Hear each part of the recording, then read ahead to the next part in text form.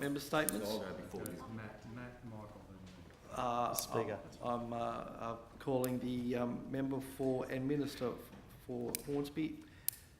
Minister for Hornsby. He's Minister and member for Hornsby. Yes. Oh, Sorry. Thank you very much, Mr. Been a bit Speaker. punchy, I maybe think you're the 14 best hours. temporary speaker in the chair as well today. Today I'd like to pay tribute to a very special organisation in the Hornsby community. The Pennant Hills War Memorial Preschool will be celebrating their 70th anniversary, making them the longest running childcare centre in the country. Known to locals as Shields Lane, the preschool started in modest buildings with just 18 students. A little different to today, which sees 125 children coming through the doors each week. In the 1940s, local parents formed a committee to provide better educational opportunities for children in the area. There were many avenues sought, including one local, Mrs. Cable, running a children's library on a front veranda. The parents still wanted to see the opening of a preschool, so after a number of years of fundraising and a donation from Hornsby Council, the committee were able to purchase land in Warren Street. Officially opened on May the 18th, 1948, it was originally set up as a public memorial to the war, which meant the centre qualified for tax concessions. There were 18 students who were housed in wooden buildings with modest equipment, but it did include a swing and sandpit, something you will find in many preschools today, Mr. Speaker. The first director was Jean Reed, and children would bring toys from home to play with and their own mattress to rest on the floor. Word spread of the wonderful preschool and enrolments jumped quickly to 34 by the following year. However, it wasn't until 1951 that the preschool was fully established. In the early days, there was a great deal of assistance from the parent committee, who were often cleaning, donating items and raising funds for new equipment. By the end of the 50s, the preschool had grown to 40 students a day and there was a need for bigger facilities. Hornsby Council acted as guarantor for a loan which saw the purchasing of a new wing. This enabled the preschool to grow and accept up to 60 children per day. 10 years later, there was a further need for the preschool to grow, and that is when it was decided to build a new kindergarten facing Shields Lane, which is now how the preschool came to be nicknamed Shields Lane.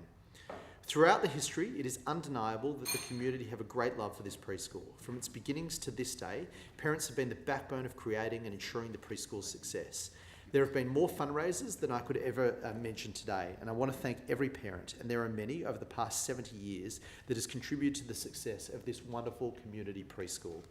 The preschool started as a parent-run committee, and that has continued to this day. Run by a dedicated group of volunteers, the management committee oversaw the running of the preschool.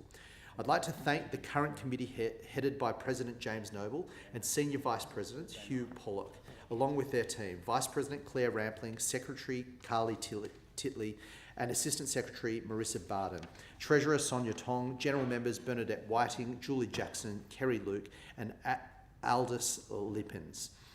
Looking after the social activities and the fundraising efforts of the preschool is the Parent Club, headed by Emma Ottery and Gemma Hagamula.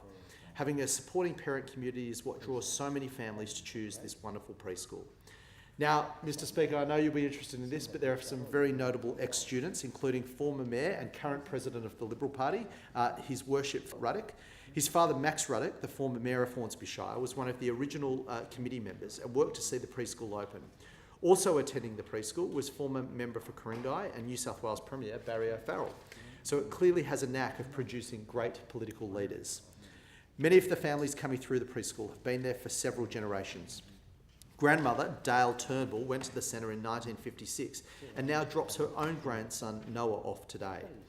The success of the preschool wouldn't happen without amazing staff, and I'd like to take this opportunity to thank the amazing people who work there and thank them for the incredible work that they do, for providing a nurturing environment for these children to learn and grow. Current Director Jill Crisp leads a team of 6 early childhood teachers: Jodie Elliott, Alison Garrick, Nerida Hall, Anne Lincoln, Sue Rosenblum and Kathy White. These teachers were supported by Ginny Fox, Georgie James, Diane Gunston, Myra Lucky, Lordy Miati, Rose Moyet, Eva O'Hara, Jane Pines, Sandra Sosick, Sam Thompson and Lorraine Zeta. In the office, the great Margot Leggett ensures the preschool runs smoothly. The anniversary will officially be held on May the 27th with a display of photos from 1968 to the present day. Former staff member Jenny Taylor has been working hard on putting together the full history of the preschool for the celebration. Author Leslie Gibbs will read her stories, and there will be a welcome to country and smoking ceremony. I want to congratulate the Pennant Hills War Memorial Preschool on reaching this impressive milestone, and I hope they continue to be able to provide education for the young people of the Hornsby Shire for another 70 years. I'm going to take this opportunity to particularly acknowledge the parents, past and present, for the incredible work they do, providing a wonderful education experience for all kids who go through this wonderful preschool. I thank the member for Hornsby and Minister.